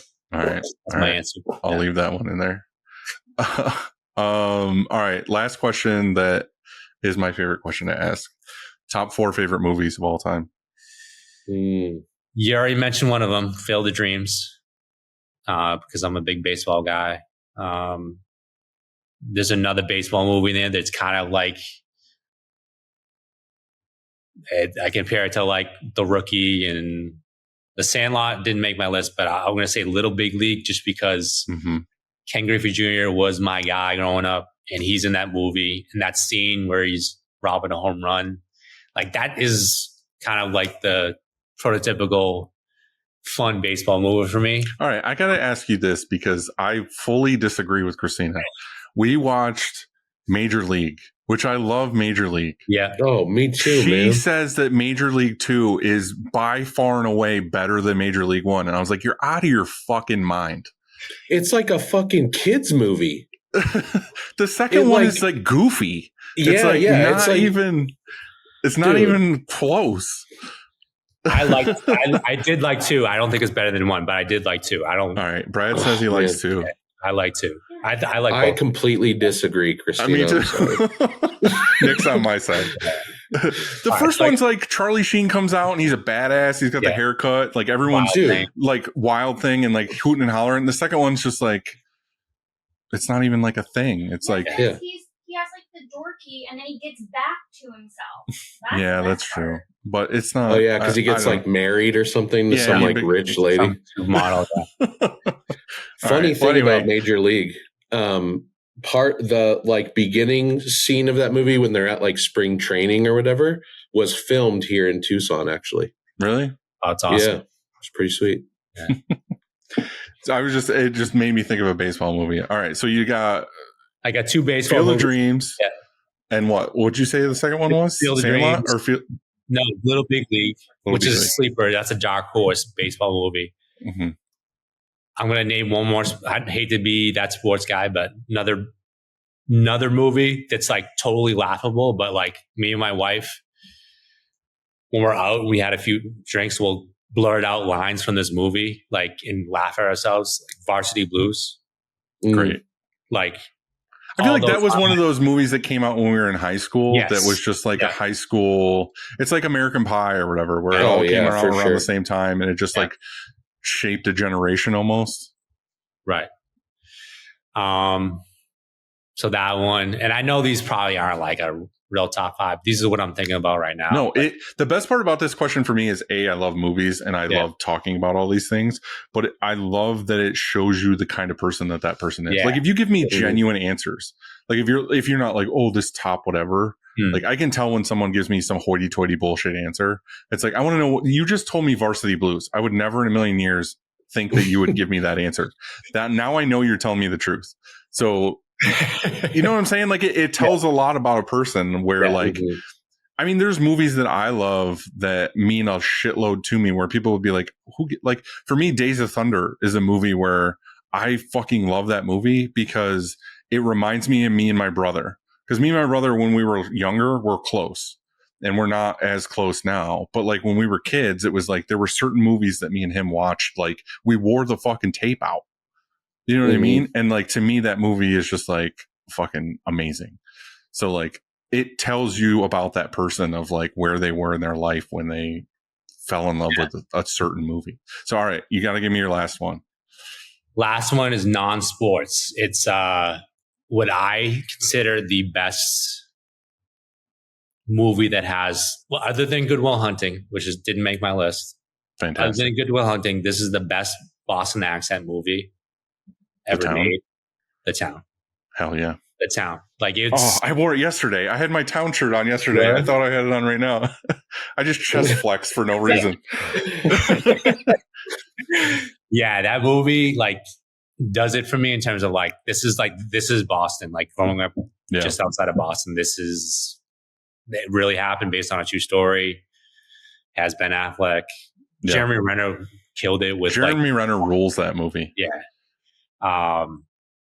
The cash room scene was like one of the best scenes I think ever. One of the best like brotherly whatever things is where he's like, we got to go somewhere. We're going to hurt some people. And I don't want you to ask. He's like, am I driving? And it's just like, it's fucking, the movie rules. I love that movie so much. Yeah. Me and Christine were talking about recently where I was just saying like one of my all-time favorites is Heat. And basically the town is just another Heat. Yeah. A modern day version of Heat. I was like, fucking it's so good. It has everything you want when you're like, I just want to sit down and watch a fucking badass movie. Mm-hmm.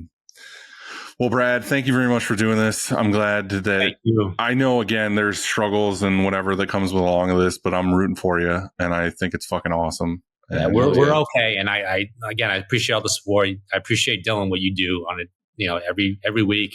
Kudos to you. Like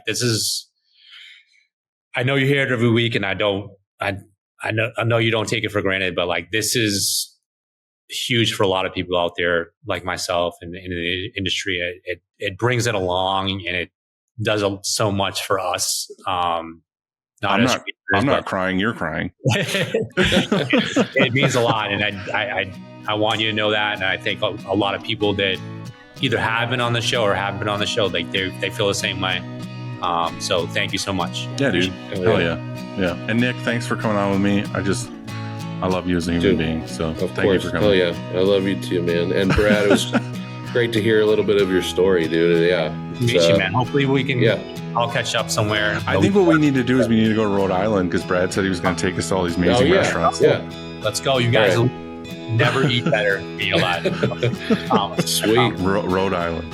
Yeah. All right, boys. I'll see you later. All right. See you guys. See ya.